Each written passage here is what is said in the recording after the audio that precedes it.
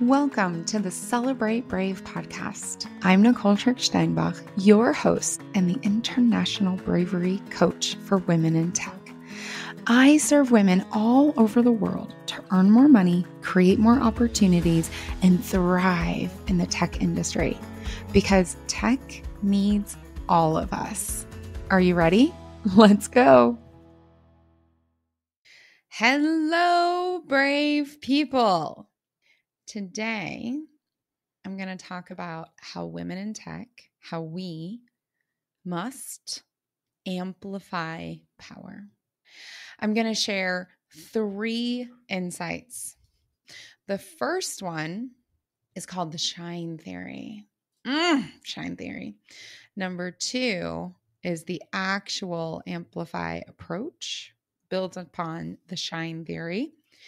And then the third one I'm going to do is very operational, and it's turning a pen. Okay, I guess right now it's more a keyboard. Turning your keyboard or your pen into actual power so that when you're asked to take notes or jot this down or follow up with the meeting notes, whatever the case may be, you turn it into power and you help other people turn it into power as well. All right, let's go. So first of all, what is the shine theory? So the shine theory, and there's a website, it's a very simple website, shinetheory.com, is the heart work of 2 amazing people. I don't know them personally. I followed their blog. I followed their podcast, which is fantastic. It was the first podcast I ever followed. It's called Call Your Girlfriend. And these 2 women are called Aminatu So and Anne Friedman. And they've been besties for a very long time. They call themselves long distance besties because they live on opposite ends of the United States, East Coast and West Coast. And their podcast shares so much insight, personal growth and exposure, and implosion, if that makes sense. Anyways, it's a fantastic podcast. And the shine theory, and a lot of places have tried to use this for like product marketing, and it's very icky. What it really is, shine theory, and I love the way they sum it up. If you don't shine, I don't shine. I don't shine if you don't shine. And it's really about long-term, deep investment in another person so that they become their best self. And here's what I'm going to argue. I'm going to argue that especially as women in technology, women in male-dominated spaces, we have an obligation to long-term, deep invest in at least one other of our fellow women in technology. Look, this is not networking. I want to be really clear because I'm talking about deep investment in each other. So let me give you a really concrete story. In 2008 or 2009, I hired an intern. I needed an intern to help with some really, really simple things. And I interviewed a bunch and I chose one of them. She seemed really great. And she was fantastic. And we had a manager to employee relationship for the entirety of her internship. And then we kept into contact. And over years, we saw in each other even more and wanted to invest in each other. Even as her path went a different way and my path went a different way, we continued to invest in each other. Now, did we talk every month? No, because I'm not like that. I mean, I can go a year without talking to some of my closest friends. We may swap back text messages or WhatsApp or memes or whatever emails, but actually having a heart-to-heart, that's just kind of how my friendships go, especially my closest friendship. And then if they call me and say, hey, I need you, I'm on a plane, I'm there. So we continue to invest in each other. And there have been periods over the last, what does that make that? Many years, more than 10 years. There have been high investment periods to help each other become our best selves. And what does this look like? When she quote unquote surpassed me in seniority and income and impact and visibility in the tech spaces, I was hooping and hollering and celebrating and lifting her into every single channel I possibly could imagine. Because when she shines, I shine. And when I shine, she shines. That is the shine theory. I want to stress again, this is not about networking. When you're doing it right, to quote our two amazing women who made this, Aminatu So and Ann Friedman, when you're doing it right, you can do it for everybody.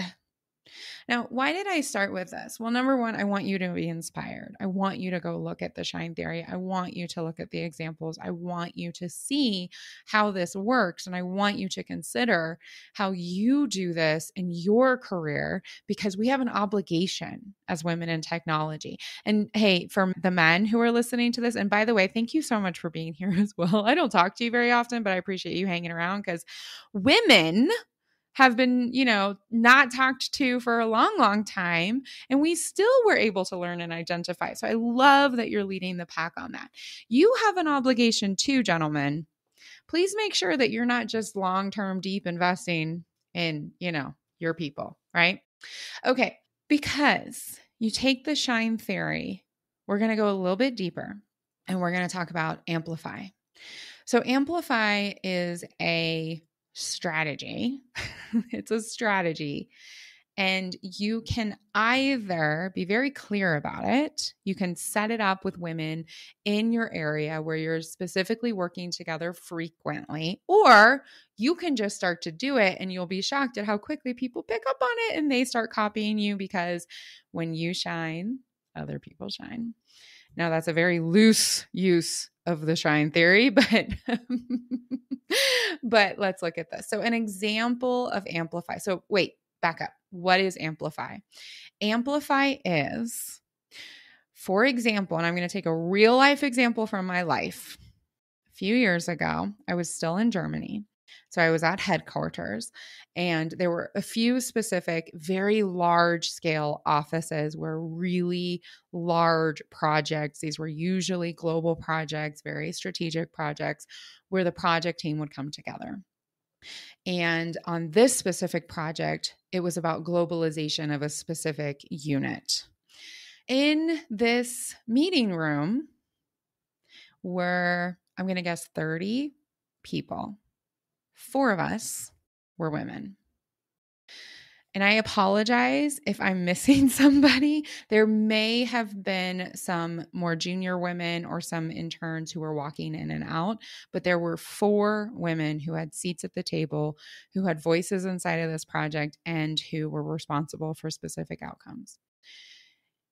We were ignored. We were ignored. We were talked over. We had to insist that we stayed on the distribution list. And thankfully, there was an incredibly senior woman at the time. She was very shortly with the company. The story kind of sums up why. She actually pulled together the people directly underneath her as well as additional women. And she said, here's what we're going to do. When I speak, then I'm going to call on someone else, and you are going to take advantage of that. You're going to instantly start talking, and then you're going to hand it to somebody else. If nobody hands it to you, I want you to amplify the other person who's in this room. Now, I'll be honest, she had already been doing this, but since we didn't understand Amplify, we were letting that ball drop. So think about, like, she has this ball or this beautiful flower and she's handing it specifically to someone else who's being ignored. And we're like not noticing the flower. We're not taking the flower, or we take it, but then we just hold it and we're not giving it to the next person. So she had been role modeling this and we had not been picking up on it. Again, these are examples of why she did not stay with this company very long. Okay. So we left that, And over time, because this was a year-plus project, this became second nature. And a famous example came out, and there's tons of reporting on it, and it's from the Obama White House. So basically, they also took this holistic idea of the shine theory and used Amplify. So for example, this would look like, excellent concept. We need to make sure that as we're shifting into agile, we are insisting on change support for every single pod. Someone tries to talk over me. Another woman in the room or another ally in the room says, Nicole, fantastic idea. Let's make sure that's noted down. Team, Nicole said, if it's actioned, great. If not, another ally, another woman says, Andrea, Nicole, I'm just thinking about Nicole's proposal. That would be so important for our end users that every single agile pod had assigned change support. And you do that over and over and over again. And what's really fascinating is that once 2 people were doing this, 3 people were using amplification, men in the room who had been ignoring, and it was only men. And it was a specific identity of men. It was middle-aged men who were white, straight, and in positions of authority. They had been ignoring and disregarding and dismissing. But once there was 1, 2, 3, potentially even 4 voices, they unconsciously started to shift. Because if you bang your head against the wall enough times, at some point you start looking for a door. That's Amplify. Especially right now with virtual meetings, it's so important that we amplify each other, that we don't permit the distance and the lack of body language to stop the voices. It is up to us. We have an obligation. We have an obligation. In fact, I was in a development meeting recently, and a woman and she was a Black woman, and she was trying very hard to make her point heard, and there was a slight delay. Now, people could wait for a slight delay for another person in this meeting, but not for her. I was amplifying her, and I was amplifying her in the chat, and then all of a sudden, a man who's a part of the amplification strategy in this case actually took a Post-it note and wrote her name on it, held it up to the camera, everything stopped. Then she could state her message. Talk about powerful amplification. Talk about that. All right, so we've got the 2. We've got the shine theory and we've got the amplification. Now, here's a really operational step that I want to make sure every single person leaves this podcast with. And it's pen into power. Personal story. When I was in Germany at the beginning of my career, I graduated college when I had just turned 21 years old. Now, that may not be totally irregular in the United States, but in places where people go to school, they start school later, they go to school longer, and then university is free and also longer. And people tend to take like a gap year or a year in the middle where they try something out or they do an intensive internship or whatever the case may be. I was 24 or 25 years old sitting in a room, and I was 10 years younger than everyone else, but I had the same responsibility as they did. I was just younger. I came from a different system. And I said yes. And if I was in a room, I was going to talk because I didn't think I knew I wasn't quote unquote supposed to be in that room. So I might as well talk. So what was happening with like almost 100% frequency is that I was asked to take the notes. And at the time, everyone's sitting in a room together. Maybe there's 1 or 2 people on the phone. There's a flip chart or there's a whiteboard, and I'm supposed to take the notes. And I was getting progressively angrier about this. Progressively angrier. There was one man in the room who's still a friend to this day, for a variety of physical reasons, was unable to step into this, although he did on occasion say, actually, I want to do this today. This is so important to my team. I'm going to take the notes. I'm going to write it up on the whiteboard or write it onto the flip chart. But it was a physical issue. For confidentiality, I'm not going to share any more than that. The vast majority of the time, it was me, a decade younger, with the same level of responsibility. And one time in German, they call it bocken. I just bocked. I refused. I just flat refused. Not with style, not with grace. I just refused. And of course, somebody else took the notes because everybody can take the notes. What are you talking about?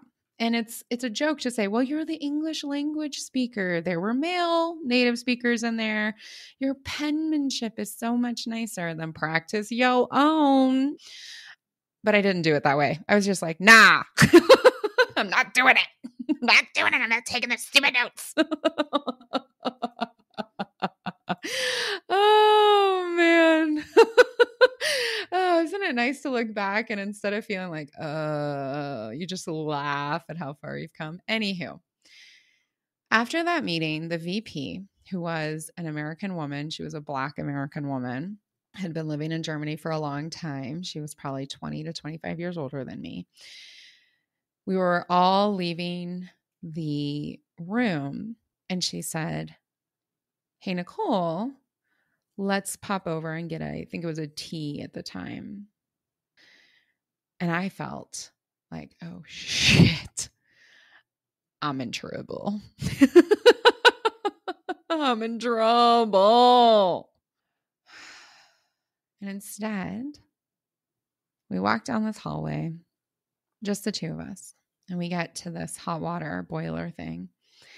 And without eye contact and very gently, I remember it very gently. She was much taller than me and beautiful. I mean, standing next to her was just such a wonderful experience because she had this incredible aura.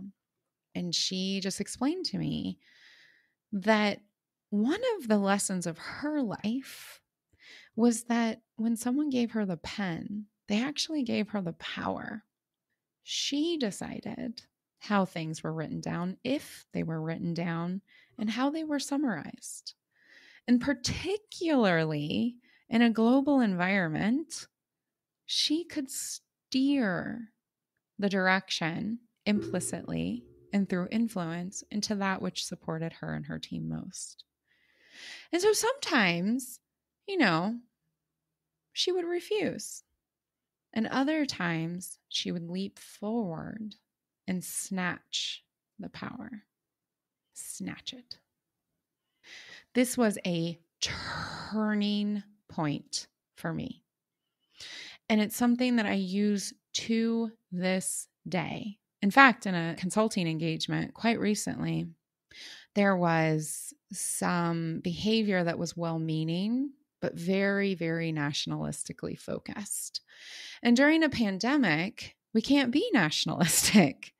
We have to think global. Where are the hot spots? Where are people already being vaccinated? So sure, talk about going back into the office. And other places that are still struggling to get even testing for positive COVID cases. So we have to think bigger than that. And I will tell you, in every single one of those meetings, I am like, my name's Nicole. I'm taking notes. And no matter what is in that conversation, the outcome is we must think global. Why? Because I have the power. Because I dictate it. Because I have the pen. Think about all the meeting notes and all the action items that you get. Do you go back and really correct every one of them? Do you fine tooth comb them? No, we're too busy. What do? You can go back and you see, maybe I'll watch the whole recording because the notes don't make sense to me or that seems a bit off. But most of the time, we just read through. And when you read, think global, act local 35 times, guess what becomes the truth? So The other thing that you can do with your notes is you can make sure the people who actually had the idea or amplified the idea are called out by name. Imagine the power you have to elevate names to executives because you have the pen, so you can help them shine. And when you shine, so do I. Thank you for listening to this episode of the Celebrate Brave podcast. If you're ready to build your brave, to live a life you love, and create a career that matters to you, reach out. Together, we can spend time one-on-one to explore how I can help you. And until then, share this episode with people in your life, people who can join our movement to redefine brave, how we identify it, experience it, and celebrate it.